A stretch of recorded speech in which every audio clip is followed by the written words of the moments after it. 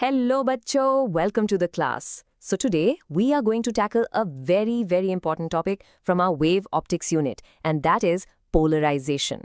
I know. A lot of you find this a bit tricky, है ना? But don't you worry. I promise you, by the end of this, we'll make it so simple, so easy that you'll remember it for life. And most importantly, you'll be fully ready for your exam. All right, let's start with something you've all seen. You know those special sunglasses, the Polaroid ones? Have you ever worn them and you're looking at, say, a wet road or maybe the surface of a lake, and there's that horrible, blinding glare? You put on the glasses and poof, it's gone. Just like that. It feels like magic, doesn't it? Well, I'm here to tell you it's not magic, it's pure, beautiful physics. And today, we're going to uncover exactly how that works. Just look at the difference here. On the left, you see that sharp, painful glare that makes you want to shut your eyes? You can't see anything properly. But on the right, a nice, clear, comfortable view. This amazing transformation, this is all because of polarization. The whole secret to cutting out that glare is all about understanding a hidden property of light. So, what is this big secret? Well, it's all about how light vibrates. See, we often think of light just moving in a straight line from point A to point B, but it's doing something more. As it moves forward, it's also, well, it's vibrating. And the direction of this vibration, that, my friends, is the key to everything we're going to learn today. Okay, to really get this, let's use a super simple analogy. Imagine you're holding one end of a long rope. Now, just start shaking it, but completely randomly.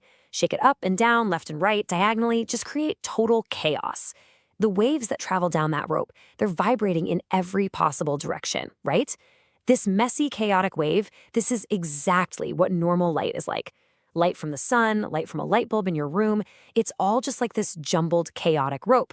We call this unpolarized light. Now, what if we take this randomly shaking rope and try to pass it through a picket fence? You know, a fence that has only a single, narrow, vertical gap in it. What do you think is going to happen? That fence, it's going to act like a filter, right? A sort of gatekeeper. And in the world of physics, this gatekeeper has a special name. We call it a polarizer. Exactly. You got it. The fence is going to block all those crazy sideways and diagonal vibrations. It will only let through the vibrations that are aligned with its slit. In this case, the up and down, vertical ones. So the rope wave that comes out on the other side is, well, it's neat. It's organized. It's only vibrating in one single direction now. And this neat, organized wave, this is what we call polarized light. See? Simple, right? Okay, so now that you have the feel for it, let's get the proper exam-safe definition. In unpolarized light, the electric field of the light wave, it oscillates randomly in all directions that are perpendicular to the direction the light is traveling. So if light is moving forward, the vibrations are happening in all directions around that path. Just think of our chaotic rope. That's the perfect mental picture for unpolarized light. And for polarized light, well, the formal definition for linearly polarized light is when that electric field oscillates in only one specific direction. That's it. It's just like our neat rope that came out from behind the fence. It's disciplined now, it's vibrating in just a single plane. So you can think of a polarizer as a device that brings discipline to the chaos of unpolarized light. I like that, discipline to chaos. All right, fantastic. So we know what polarization is, but this is physics, so we need to know how to calculate things, right? The good news is, for this, there's really just one main rule you need to master for your exams, and it's called Molice's Law. So everyone, please pay very close attention to this part. So here's the first and most basic rule. When you take that chaotic, unpolarized light, let's say it has an intensity of I0, and you pass it through the first polarizer, the intensity that comes out on the other side is exactly half. So I becomes I0 divided by 2. Simple. And it makes sense, right? If vibrations are happening in all directions randomly, on average, half will be blocked and half will be let through by the filter. It's like the polarizer is just picking one direction out of infinity, so it cuts the intensity in half.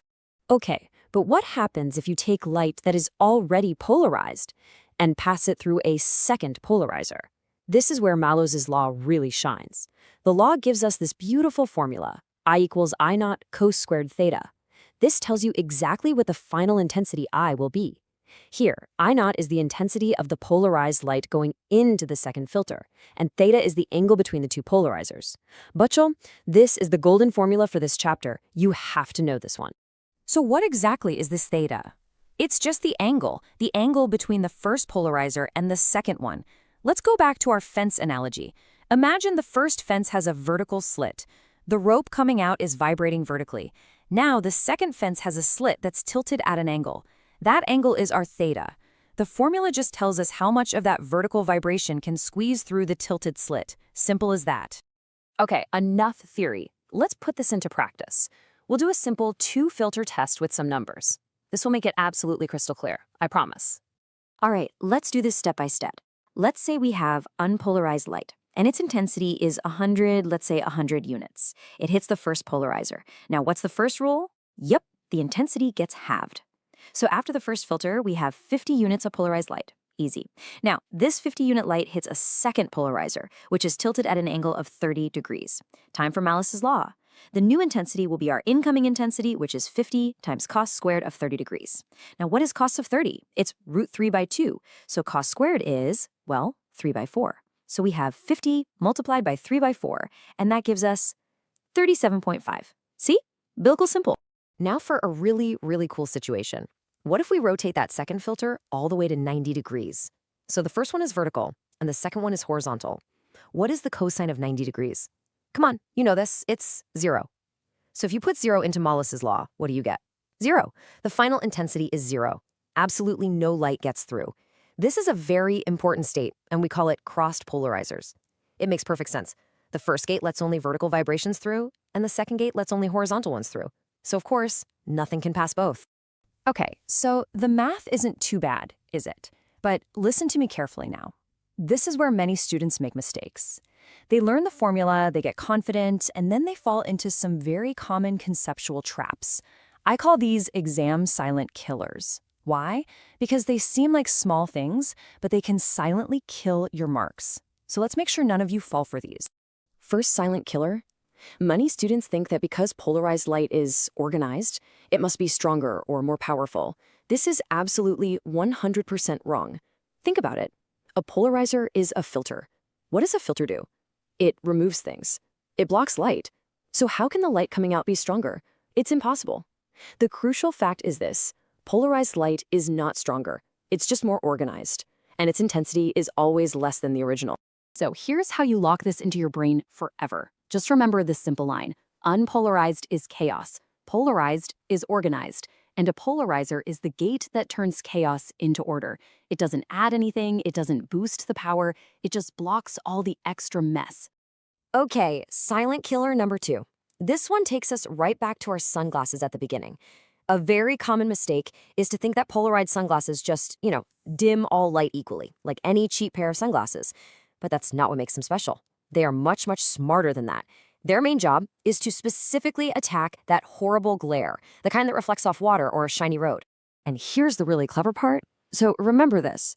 The annoying glare that reflects off a horizontal surface, like a road, that light becomes horizontally polarized.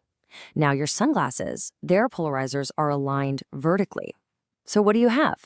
Horizontal glare hitting a vertical filter. That's right. They are crossed polarizers, but only for the glare. So they block the glare almost completely while still letting through plenty of the other useful light. That's why we call them smart filters. So we've seen what it is, how it works. We've even done the math. But you might be asking, why is this one concept so fundamentally important in physics? What's the big deal? Well, let's get to the final and most profound point about polarization. And here it is. This is probably the most important thing you'll learn today. The fact that we can polarize light at all is the ultimate, final proof that light is a transverse wave. Remember what that means? It means the vibrations are perpendicular to the direction of travel, just like our rope. Think about a sound wave. It's a longitudinal wave. It's just a series of compressions pushing forward and backward in the same direction it's traveling. Can you filter that with a slit? No, there are no sideways vibrations to block. You simply cannot polarize a longitudinal wave. So this whole phenomenon is unique to transverse waves, and it's how we know for sure what kind of wave light is. Okay, Bacho, let's do a super quick summary for your exam notes. Are you ready? Point number 1, light is a transverse wave and polarization is the proof. Point number 2, Unpolarized is random vibrations. Polarized is vibrations in one single direction. Point number 3, that first polarizer you hit, it always halves the intensity. Always. Point number 4, your key formula is Mollis's law. I naught cos squared theta. And finally, point number 5, crossed polarizers, that's 90 degrees apart, they block all the light. Got all that? Excellent. So just think about what we did today. We started with something as simple as a pair of sunglasses, and we ended up proving the fundamental nature of light itself. It just goes to show you deep scientific secrets are hiding all around us, even in everyday objects. Now that you know light has this secret, hidden direction to its vibration, it really makes you wonder, doesn't it? What other invisible properties might light be hiding from us? Something to think about.